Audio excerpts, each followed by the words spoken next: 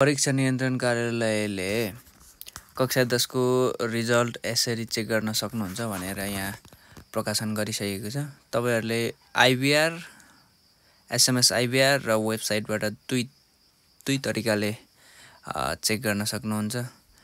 आइभीआरबाट Nepal telecom,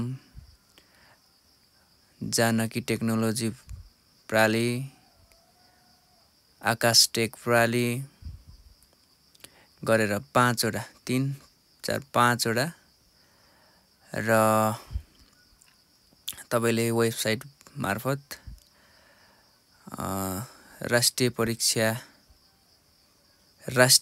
board परीक्षा नियन्त्रण कार्यालय कक्षा 10 सानो ठिमी भक्तपुरको वेबसाइट रहेको छ www.segov.np राष्ट्रिय परीक्षा बोर्ड सानो Thimi www.nepgov.np Nepal telecom www.seentc.net.np मार्फत सबैभन्दा सजिलो मलाई लागेको चाहिँ आइभीआर एसएमएस आइभीआरबाट जीपीए मात्र देखिन्छ सायद।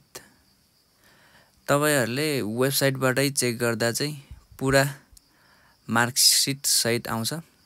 त्यहाँ जीपीए कुन सब्जेक्ट कति, एनजी कुनमा सबै विवरण टोटल फुल्ली डिटेलमा चाहिँ वेबसाइटबाटै हेर्न सक्नुहुन्छ तपाईले। मैले चेक गरिराख्ने वेबसाइट भनेको यो नेपाल टेलिकमको www.seentc.net.np वेबसाइट 15 वटा वेबसाइटबाट विभिन्न 15 वटा छन् र एसएमएस आइभीआर 5 वटा। तपाईलाई जुन सजिलो हुन्छ त्यही माध्यम युज गर्न सक्नुहुन्छ। सजिलो आइभीआर भन्दा एसएमएस आइभीआर मा भन्दा धेरै सजिलो वेबसाइटबाट हेर्न सजिलो हुन्छ र डिटेलमा देखिन्छ। सो अब चाँडै नै प्रकाशन हुन लागिरहेको छ नतिजा पनि। आज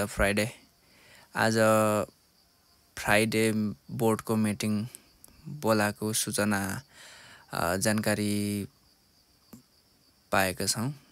अब चाँडै नै भोलि पर्सि यो हप्ताभित्र भइसक्छ जे होस्। सबैलाई शुभकामना।